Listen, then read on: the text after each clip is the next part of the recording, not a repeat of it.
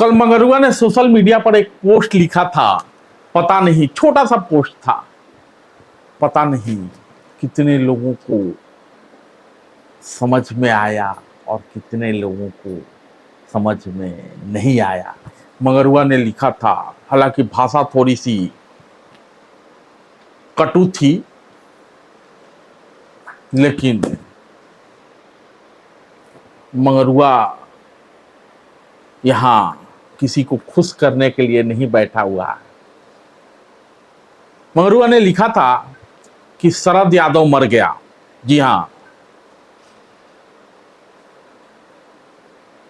स्वघोषित समाजवादी शरद यादव मर गए, लेकिन जाते जाते भी अपने पुष्प चूचू मंडल, मंगरुआ जिसको कह रहा है, मंगरुआ को जो लोग सुनते हैं वो समझ रहे हैं, चूचू मंडल को जाति जनगणना का मियादी बुखार सौंप गया।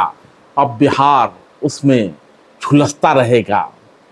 बिहार के लिए हमेशा अपशकुन रहा है शरद यादव। भाषा थोड़ी सी तल्ख है, लोगों को मिर्ची लगेगी, लेकिन मंगरुआ ने कहा कि कोई चाशनी लेके यहाँ नहीं बैठा है। बात कहने के अलग अलग अंदाज होते हैं, थोड़ा लहजा तीखा है। ऐसा है कि ये जितना भी जातिगत जनगणना का मामला चल रहा है, इसकी शुरुआत शरद यादव ने की थी। आज से लगभग 10 साल पहले जातिगत जनगणना को लेकर उन्होंने सवाल उठाया था और एक किताब भी आई थी दिलीप मंडल के द्वारा। कभी इंडिया टुडे के संपादक भी थे, पौर्ण विशेषांक निकालते थे। हालांकि आजकल ओबीसी के बड़े विचारक हैं और स्वघोषित हैं, अपने अलावा सब लोग उनको मूर्ख नजर आता है। और भाषा तो ऐसी है कि मंगरुआ अगर इसी भाषा में, हालांकि मंगरुआ भी लिखते रहता है चूचू मंडल, चूचू मंडल को अगर जवाब दे दे तो बिलबिलाने लगते हैं।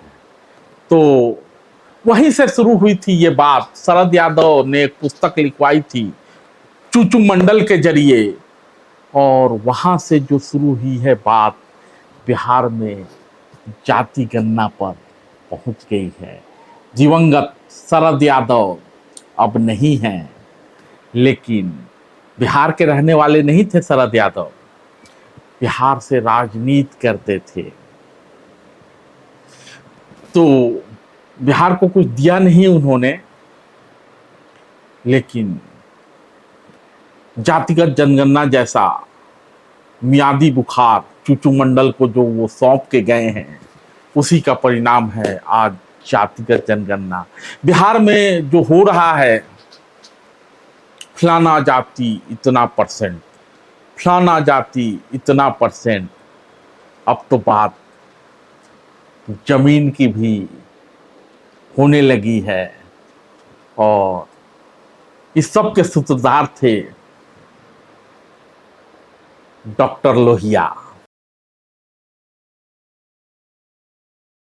तो जेपी के जन्मदिन से ठीक एक दिन बाद, यानी 12 अक्टूबर 1967, डॉक्टर लोहिया की पुण्यतिथि, जिसकी जितनी हिस्सेदारी उसकी उतनी भागीदारी, पिछड़ा पावे 100 में 60।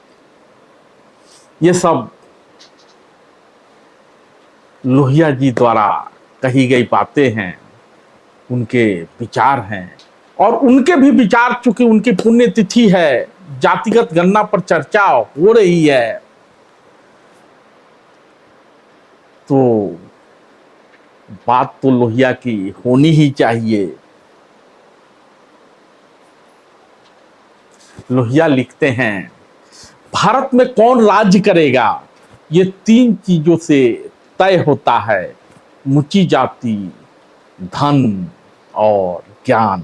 जिसके पास इनमें से कोई भी 2 चीजें होती हैं, वो शासन कर सकता है। ये डॉक्टर लोहिया ने अपने समय में लिखा था, लेकिन साथ ही कहा था, जिसकी जितनी संख्या भारी उसकी उतनी हिस्सेदारी। तो डॉक्टर लोहिया भी जात पूछा करते थे, लेकिन लोहिया आज नहीं है। लोहिया जी को मालूम कि अब न ऊंची जात शासन कर रही है, और धन तो पता ही है कि किसके पास है। हाँ, रही बात ज्ञान की, तो शासन से इसका कोई लेना देना नहीं है। गुंडई, छिनरई, लुटई और जितने भी सद्गुण हैं, वो सब अब शासन के लिए जरूरी माने जाते हैं। सही मानिए तो लोहिया जेपी जैसे चिंतकों के चेलों को आचरण करते हुए जब आज का युवा देखता है तो कुछ लिखने का मन नहीं करता, और न ही कुछ कहने की इच्छा होती है, और अगर कुछ कहता भी है भाव नकारात्मक आता है। तो खैर, मगरुआ विषय से विषयांतर नहीं होना चाहता। बिहार में जातिगत जनगणना के आंकड़े सामने आ चुके हैं। जिसकी जितनी भागीदारी उसकी उतनी हिस्सेदारी। और ये मियादी बुखार जो कि शरद यादव ने चूचू मंडल के जरिए बिहार को सौंपा था, एक युवा है राजनारायण, मित्र हैं मगरुआ के, उन्होंने ही इस अभियान को आगे बढ़ाया है। खैर, बिहार के जातिगत गणना का जो मियादी बुखार है वो अब पूरे देश को अपने चपेटे में ले रहा है। और कांग्रेस ने भी कहा है, क्योंकि कांग्रेस राष्ट्रीय पार्टी है, तो कांग्रेस को भी लगता है कि जो जातिगत जनगणना के आंकड़े बिहार में आए हैं उसमें ओबीसी की आबादी बढ़ी हुई है, तो ओबीसी वोट बैंक पर नजर रखते हुए कि कहीं सारा हिस्सा मोदी कुनबा ही ना ले ले, क्योंकि भाजपा की राजनीति, मोदी की राजनीति भी वहीं से शुरू होती है। मोदी भी खुद को ओबीसी बताते हैं, मंच से कहते हैं मैं भी तेली हूं। खैर, तो सारा मलाई और ओबीसी आयोग भी भाजपा ने बनाया था, और मंत्री बनाए गए केंद्र सरकार द्वारा, और बगल में गिनाया गया फलाना मंत्री ओबीसी, फलाना मंत्री ओबीसी, और अंत में बताया गया कि आज 30 से ज्यादा मंत्री भाजपा ने ओबीसी समाज से बनाए हैं। तो ये जो जातिगत जनगणना का आंकड़ा है, उस मलाई पर अपने अपने तरीके से हिस्सेदारी मांगी जा रही है। और जो बिहार से जो जातिगत गणना शुरू हुआ है, कहा जा रहा है कांग्रेस मध्य प्रदेश में भी वादा कराई है, राजस्थान में भी वादा कर रही है, या जहां जहां जिन जिन 5 राज्यों में विधानसभा चुनाव हैं वहां कांग्रेस इसे मुख्य मुद्दा बना रही है। कह रही है कि अगर हमारी सरकार बनी तो जाति गणना कराएंगे। और जिस तरह से नीतीश कुमार और तेजस्वी यादव की सरकार ने बिहार में कहा था कि आंकड़ा होगा तभी तो किसको कितना कल्याण करना है, वैसी योजनाएं बनाई जाएगी। तो अब तक के 30-35 साल के सरकार में चचा भतीजा गन्ना के जरिए कितना कल्याण कर पाए हैं, ये पूछने का साहस बहुत कम लोगों में है। बावजूद इसके ये दावे किए जा रहे हैं कि आंकड़े अगर होंगे तभी तो समाज कल्याण की योजनाएं बनाई जाएंगी। तो कांग्रेस भी इन्हीं तरह के दावों के साथ अलग अलग राज्यों में चुनाव मैदान में उतरी है और कह रही है सरकार बनी तो जाति गणना कराएंगे।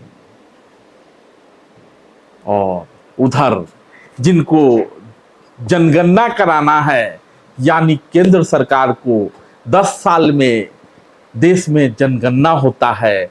वर्ष 2021 में जनगणना होना था, लेकिन कोरोना आ गया, तो कोरोना के बहाने जनगणना भी टल गया। वो चुप्पी साधे हुए हैं, पता नहीं कब तक जगेंगे। तब तक इसी तरह का मियादी बुखार जो दिवंगत शरद यादव ने चूचू मंडल के जरिए देश को सौंपा था, बिहार को लगाया था, उसके चपेटे में पूरा देश आता रहेगा। धन्यवाद।